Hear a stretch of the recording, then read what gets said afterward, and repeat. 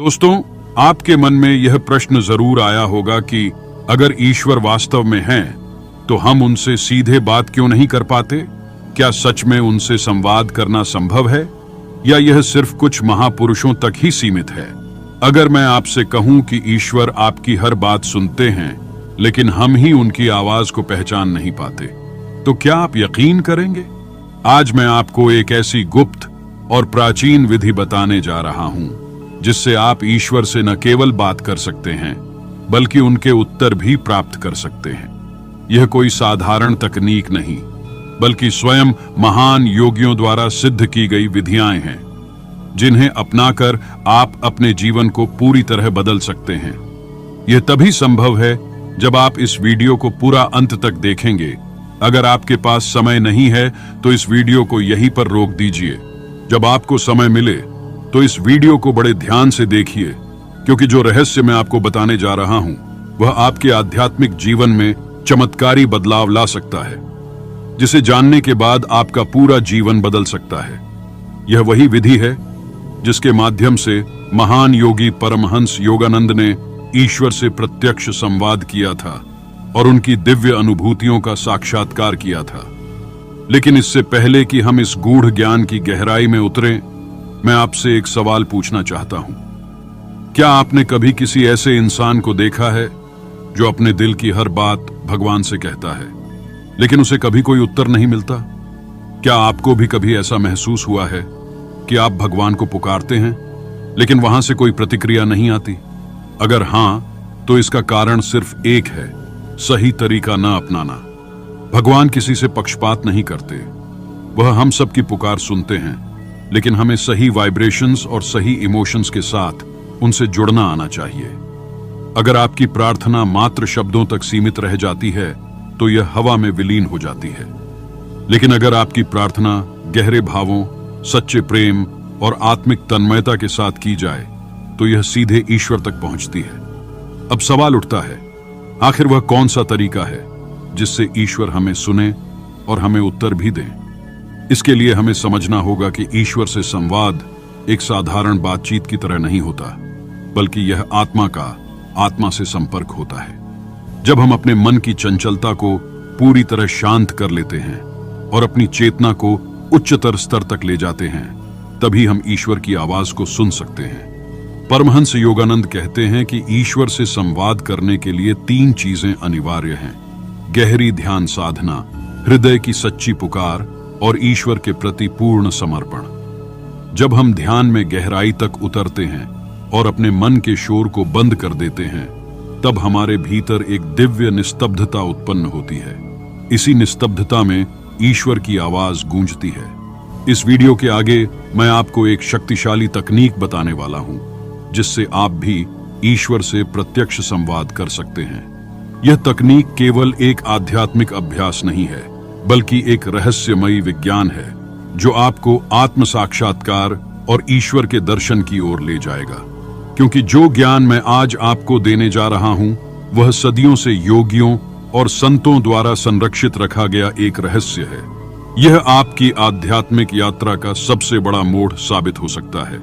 जब हम किसी से बात करते हैं तो हम चाहते हैं कि वह हमारी बात सुने, हमें समझे और हमारी भावनाओं को महसूस करे। लेकिन क्या आपने कभी सोचा है कि जब आप भगवान से बात करते हैं तो वह आपको सुनते हैं या नहीं? क्या ईश्वर सच में हमारे शब्दों को, हमारी भावनाओं को महसूस कर सकते हैं? और अगर कर सकते हैं तो हमें उनकी ओर से कोई संकेत क्यों नहीं मिलता? असल में ईश्वर से बात करना एक गहरी कला है, और अगर यह कला आपको आ जाए तो आप अपने जीवन में किसी भी चीज को संभव बना सकते हैं। यह सिर्फ प्रार्थना करने की बात नहीं है, बल्कि यह जानने की बात है कि आपकी प्रार्थना कितनी शक्तिशाली है और क्या वह सच में ईश्वर तक पहुंच रही है। अगर आप किसी ऐसे व्यक्ति को फोन करते हैं जिसका नंबर गलत है, तो क्या वह व्यक्ति आपकी बात सुन पाएगा? बिल्कुल नहीं। इसी तरह अगर आप ईश्वर से सही तरीके से संवाद नहीं कर रहे हैं, तो आपकी प्रार्थना केवल शब्दों तक सीमित रह जाएगी।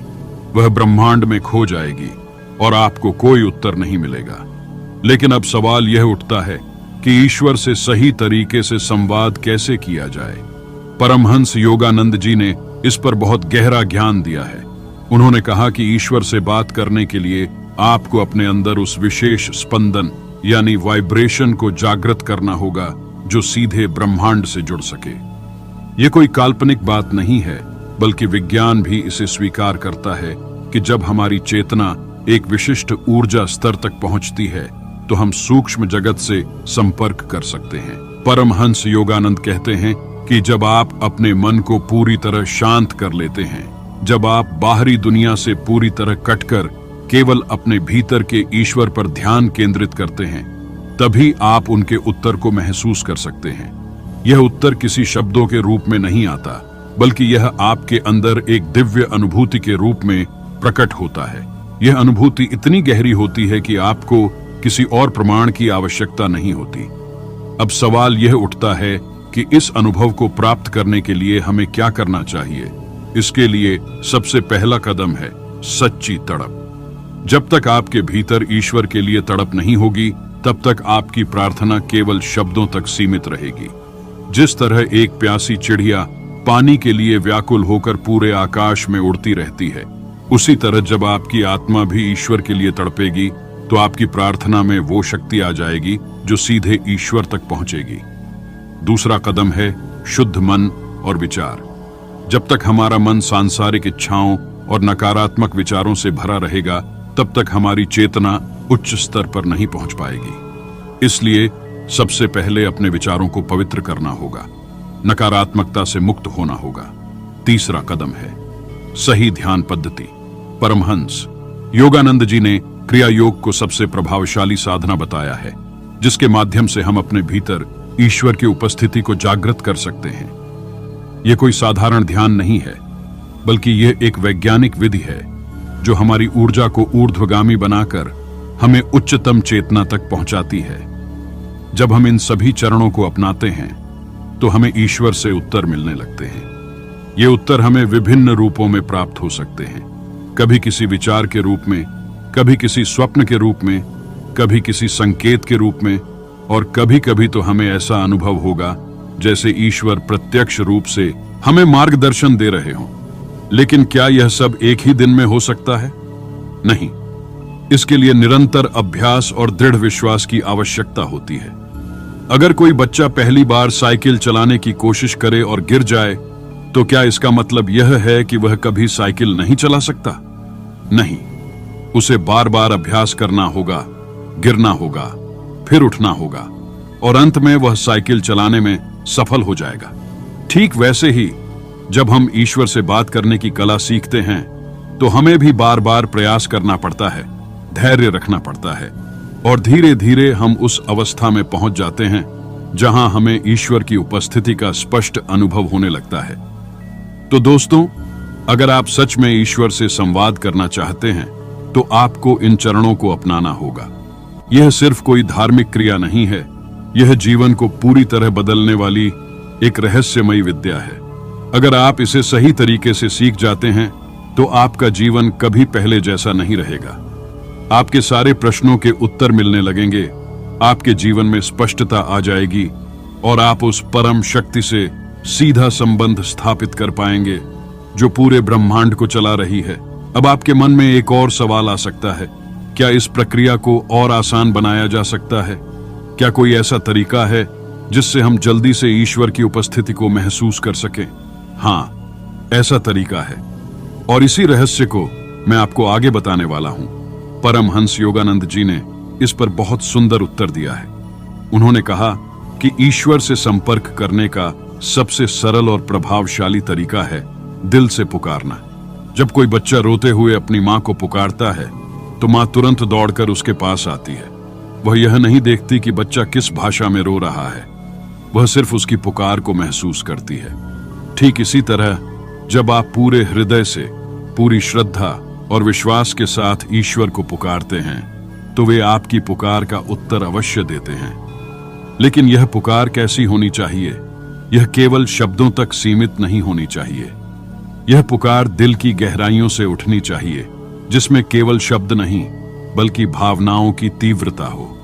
अगर आपकी प्रार्थना में सच्चा प्रेम और तड़प होगी तो ईश्वर आपकी प्रार्थना का उत्तर देने के लिए विवश हो जाएंगे। अब सवाल यह है कि इस गहरी पुकार को कैसे विकसित किया जाए।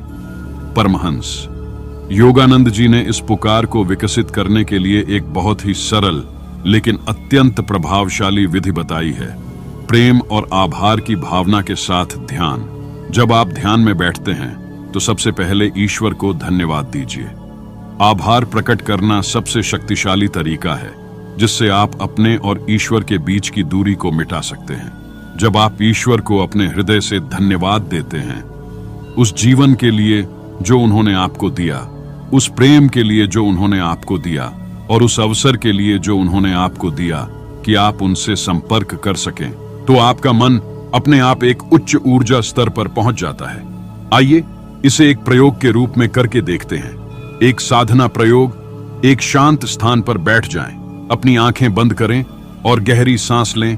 अपने मन को पूरी तरह से शांत करें। अब ईश्वर का ध्यान करें और अपने हृदय से उन्हें धन्यवाद दें। महसूस करें कि ईश्वर आपके ठीक सामने है और वे मुस्कुराकर आपको देख रहे हैं।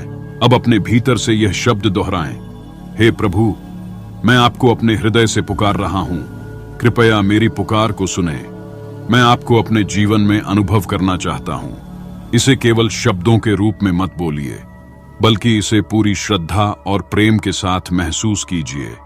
कुछ क्षणों के लिए शांति में रहें और ईश्वर की उपस्थिति को महसूस करने की कोशिश करें। अगर आप इस साधना को प्रतिदिन करेंगे तो धीरे धीरे आपको एक परिवर्तन महसूस होने लगेगा।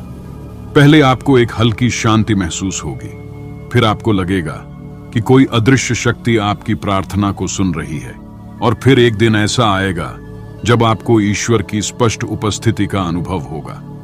लेकिन ध्यान रहे, यह कोई त्वरित प्रक्रिया नहीं है। यह एक गहरा विज्ञान है और इसके लिए निरंतरता की आवश्यकता होती है। अगर आप केवल 1 या 2 दिन प्रयास करेंगे और फिर छोड़ देंगे तो यह काम नहीं करेगा। इसे अपने जीवन का एक हिस्सा बनाना होगा। जैसे आप रोज भोजन करते हैं, वैसे ही इसे भी रोज अपनाना होगा। अब यहां एक और महत्वपूर्ण सवाल आता है, ईश्वर हमें उत्तर कैसे देते हैं? अगर हम किसी को फोन करते हैं और वह हमारी बात सुनकर जवाब देता है तो हमें पता चल जाता है कि हमारी बात उस तक पहुंची। लेकिन जब हम ईश्वर से बात करते हैं तो हमें कैसे पता चलेगा कि उन्होंने हमारी प्रार्थना सुनी और उत्तर दिया? इसका उत्तर बहुत ही रोचक और अद्भुत है। ईश्वर कई तरीकों से उत्तर देते हैं, लेकिन हमें उनकी भाषा को समझना आना चाहिए। वे हमें उत्तर देने के लिए संकेत भेजते हैं। कभी कभी हम किसी प्रश्न का उत्तर खोज रहे होते हैं और अचानक किसी किताब में, किसी प्रवचन में या किसी व्यक्ति के शब्दों में हमें वही उत्तर मिल जाता है। भावनाओं के माध्यम से उत्तर देते हैं। कभी कभी ध्यान करते समय हमें अचानक एक अजीब सी शांति, आनंद और प्रेम की अनुभूति होती है जो बिना किसी बाहरी कारण के होती है। यह ईश्वर का संकेत होता है कि वे हमें सुन रहे हैं। कभी कभी स्वप्न और अंतर्ज्ञान के माध्यम से उत्तर देते हैं। कई बार हमें कोई ऐसा स्वप्न आता है जो हमें किसी प्रश्न का उत्तर दे देता है, या अचानक से हमें किसी समस्या का हल अपने भीतर से मिल जाता है। लेकिन इन उत्तरों को पाने के लिए हमें अपने मन को संवेदनशील बनाना होगा। जब हमारा मन शोरगुल से भरा होता है तो हमें ईश्वर की आवाज सुनाई नहीं देती, लेकिन जब हमारा मन शांत होता है तो ईश्वर का संदेश हमें स्पष्ट रूप से मिलने लगता है। तो दोस्तों, अब आप जान गए हैं कि ईश्वर से बात करने का विज्ञान क्या है और वे हमें उत्तर कैसे देते हैं। लेकिन अभी भी एक बड़ा रहस्य बाकी है। कैसे हम अपनी प्रार्थना को इतनी शक्तिशाली बना सकते हैं कि ईश्वर हमारी पुकार को तुरंत सुने और तुरंत उत्तर दें? इसका उत्तर है शुद्ध प्रेम और अद्वितीय आह्वान। परमहंस योगानंद जी ने कहा था कि ईश्वर केवल उन्हीं की पुकार सुनते हैं जिनकी आत्मा सच्ची तड़प से भर जाती है। इसका अर्थ यह नहीं कि आपको रोना या चिल्लाना होगा, बल्कि इसका अर्थ है कि आपकी प्रार्थना इतनी गहरी, इतनी भावनाओं से भरी हुई हो कि वह ब्रह्मांड में कंपन उत्पन्न कर दे। आपने कभी सोचा है कि महर्षि वाल्मीकि जैसे व्यक्ति, जो पहले एक डाकू थे, वे भगवान का साक्षात्कार कैसे कर पाए? उन्होंने तो केवल राम शब्द को भी उल्टा बोलना शुरू किया था, मरा मरा मरा। लेकिन उनकी तड़प इतनी सच्ची थी कि इस एक साधना से उन्होंने ईश्वर को पा लिया। अब यहाँ एक और महत्वपूर्ण रहस्य है, शुद्ध प्रेम कैसे उत्पन्न किया जाए। ईश्वर केवल प्रेम की भाषा समझते हैं, लेकिन हमारे हृदय में कई बार संदेह, भय और इच्छाओं का शोर इतना अधिक होता है कि प्रेम की शुद्धता खो जाती है। इसके लिए हमें अपने हृदय को एक विशेष प्रक्रिया से शुद्ध करना होता है। अगर आप सच में ईश्वर से संपर्क करना चाहते हैं तो अभी इस अभ्यास को करें। एक शांत स्थान पर बैठ जाएं, अपनी आंखें बंद करें और गहरी सांस लें। कल्पना करें कि आप एक अंधेरी रात में अकेले खड़े हैं और अचानक आपके सामने दिव्य प्रकाश प्रकट होता है। उस प्रकाश में एक दिव्य आकृति दिखाई देती है। आप उन्हें भगवान, माता पिता, मित्र या जो भी नाम देना चाहें वैसे देख सकते हैं। अब अपने भीतर से यह शब्द बोलें, लेकिन केवल शब्द नहीं बल्कि गहरी भावना के साथ, हे प्रभु, मैं आपके बिना अधूरा हूं, मुझे आपकी आवश्यकता है, मैं आपको अपने हृदय में अनुभव करना चाहता हूं, कृपया मेरी पुकार को सुने। यह केवल शब्दों की पुनरावृत्ति न हो बल्कि आपके हृदय की सच्ची पुकार होनी चाहिए। जब भी आप ईश्वर से प्रार्थना करें, अपने हृदय के मध्य यानी अनाहत चक्र पर हल्का स्पर्श करें। जब आप अपने हृदय पर ध्यान केंद्रित करते हैं तो वहां की ऊर्जा सक्रिय होने लगती है और ईश्वर से संपर्क स्थापित करना आसान हो जाता है। एक और रहस्य यह है कि जब भी आप प्रार्थना करें उससे पहले ईश्वर को धन्यवाद देना न भूलें। कहें, हे प्रभु, मैं आपके प्रति कृतज्ञ हूं कि आपने मुझे यह जीवन दिया, यह अनुभव दिया और यह अवसर दिया कि मैं आपसे संपर्क कर सकूं। आभार की यह भावना आपकी प्रार्थना को कई गुना अधिक प्रभावशाली बना देती है। अब सवाल यह आता है कि कैसे जानें कि ईश्वर आपकी प्रार्थना का उत्तर दे रहे हैं। कई लोग यह शिकायत करते हैं कि वे ईश्वर से बात तो करते हैं लेकिन उन्हें उत्तर नहीं मिलता। लेकिन यह केवल इसलिए है क्योंकि हम उत्तर को पहचानने की कला नहीं जानते। ईश्वर आपको 3 तरीकों से उत्तर देते हैं। पहला तरीका यह है कि यदि आपकी प्रार्थना गहरी और सच्ची थी तो आपको उत्तर उसी क्षण मिल जाएगा। आपके भीतर अचानक से एक अपार शांति और आनंद की लहर दौड़ जाएगी। यह ईश्वर की उपस्थिति का पहला संकेत है। दूसरा तरीका यह है कि जब आप किसी समस्या के समाधान के लिए ईश्वर से प्रार्थना करते हैं तो उत्तर कई बार आपके विचारों के रूप में आता है। तीसरा तरीका यह है कि कई बार आप देखते हैं कि कोई व्यक्ति अचानक आपके जीवन में आता है, कोई पुस्तक आपके हाथ में पड़ती है, कोई विशेष घटना होती है जो आपको सही दिशा में आगे बढ़ाती है। यह ईश्वर का उत्तर होता है। परमहंस योगानंद जी ने कहा था कि यदि कोई व्यक्ति गहरी तड़प के साथ ईश्वर का आह्वान करता है तो वे तुरंत उत्तर देते हैं। वे एक घटना का उल्लेख करते हैं। एक व्यक्ति जो बहुत दिनों से ध्यान कर रहा था, एक रात निराश होकर रो पड़ा। उसने ईश्वर से कहा, प्रभु, अगर आप सच में हैं तो मुझे अभी उत्तर दीजिए। अचानक उसे अपने कमरे में एक हल्की रोशनी दिखाई दी। कुछ क्षणों में उसके भीतर एक अद्भुत प्रेम और आनंद का भाव उमड़ पड़ा। वह अवाक रह गया। अगले दिन जब वह अपने गुरु के पास गया तो गुरु ने मुस्कुराकर कहा, तो कल रात ईश्वर ने तुम्हारी पुकार सुन ली। दोस्तों, ईश्वर हर समय हमारे आसपास हैं। बस हमें उनकी उपस्थिति को अनुभव करने की कला सीखनी होगी। जब हमारी प्रार्थना सच्ची होगी, जब हमारी पुकार गहरी होगी, जब हमारा प्रेम निश्चल होगा, तब ईश्वर स्वयं प्रकट हो जाएंगे। परमहंस योगानंद जी ने कहा था कि ध्यान ही वह मार्ग है जिससे हम ईश्वर के साथ प्रत्यक्ष संपर्क कर सकते हैं। जब मन शांत होता है, विचार थम जाते हैं और हृदय पूरी तरह से प्रेम और भक्ति से भर जाता है, तब ईश्वर की उपस्थिति स्पष्ट रूप से अनुभव होती है। लेकिन ध्यान को प्रभावी बनाने के लिए कुछ विशेष तकनीकों की आवश्यकता होती है। सबसे पहली तकनीक है आंतरिक मौन।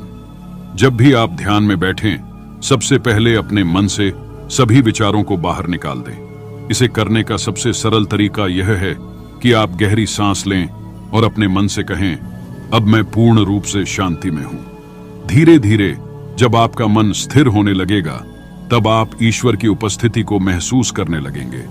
दूसरी महत्वपूर्ण तकनीक है ओम ध्वनि पर ध्यान केंद्रित करना।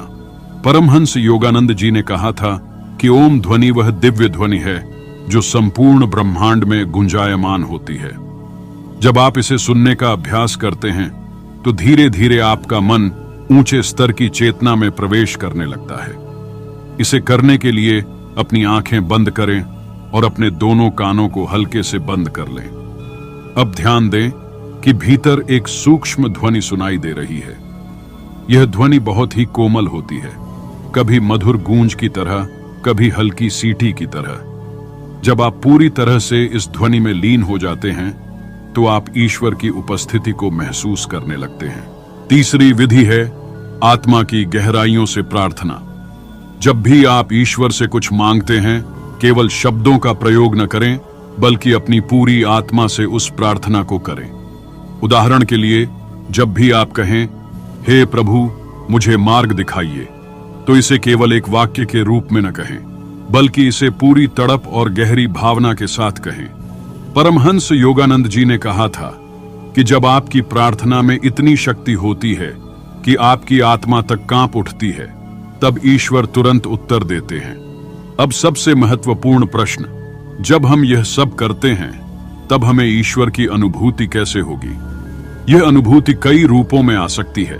कभी गहरी शांति के रूप में, कभी भीतर से आने वाली एक दिव्य ऊर्जा के रूप में, कभी एक दिव्य प्रकाश के रूप में, और कभी सीधे किसी संदेश के रूप में। अगर आप सच में ईश्वर से बात करना चाहते हैं तो रोज कुछ मिनट इन विधियों का अभ्यास करें। कुछ ही दिनों में आपको अनुभव होने लगेगा कि ईश्वर वास्तव में आपके बहुत करीब हैं।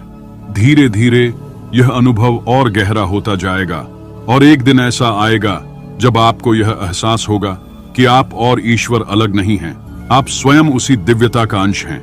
यहाँ एक अंतिम रहस्य यह है कि जब आप ईश्वर के करीब पहुंच जाते हैं तो आपकी पूरी चेतना बदलने लगती है। आप अपने भीतर अपार आनंद और प्रेम का अनुभव करने लगते हैं। आपकी इच्छाएं स्वाभाविक रूप से पूरी होने लगती हैं और जीवन में सब कुछ एक दिव्य प्रवाह में चलने लगता है। तो दोस्तों, क्या आप इस दिव्य यात्रा के लिए तैयार हैं? अगर हां, तो अभी से इस ज्ञान को अपने जीवन में उतारना शुरू करें। ईश्वर आपके बहुत करीब है, बस आपको उनकी उपस्थिति को अनुभव करने की कला सीखनी होगी। जब आप इसे सीख लेंगे तो आपका पूरा जीवन प्रेम, शांति और आनंद से भर जाएगा। दोस्तों, हमने इस पूरी यात्रा में समझा कि ईश्वर से बात करना कोई असंभव या जटिल कार्य नहीं है, बल्कि यह एक गहरी आत्मीय प्रक्रिया है जो प्रेम, तड़प, ध्यान और समर्पण के माध्यम से संभव होती है। परमहंस योगानंद जी ने हमें यह सिखाया कि ईश्वर कोई दूर बैठे शासक नहीं है, बल्कि वह हमारे हृदय के सबसे निकट हैं। बस हमें उनके साथ संवाद करने की सही विधि अपनानी होगी। जब हम अपने मन को शांत करते हैं, अपने भीतर की दिव्य ध्वनि को सुनते हैं, आत्मा की गहराइयों से प्रार्थना करते हैं और पूर्ण समर्पण के साथ ईश्वर को पुकारते हैं, तब वह उत्तर देने लगते हैं। यह उत्तर किसी शब्द के रूप में नहीं, बल्कि प्रेम, शांति, आनंद और दिव्य अनुभूतियों के रूप में आता है। अंत में यही कहा जा सकता है कि ईश्वर से बात करने के लिए हमें बाहर नहीं, बल्कि अपने भीतर देखना होगा। जब हम इस सत्य को समझ लेंगे और इसे अपने जीवन में अपनाएंगे, तब हमें अनुभव होगा कि ईश्वर कभी भी हमसे दूर नहीं थे। वह हमेशा हमारे भीतर थे, हैं और रहेंगे। अब यह आपके हाथ में है कि आप इस ज्ञान को केवल सुनकर छोड़ देते हैं या इसे अपने जीवन में अपनाकर दिव्यता का अनुभव करते हैं। अगर आप सच में ईश्वर से जुड़ना चाहते हैं तो आज से ही इन विधियों को अपने जीवन में लागू करना शुरू करें।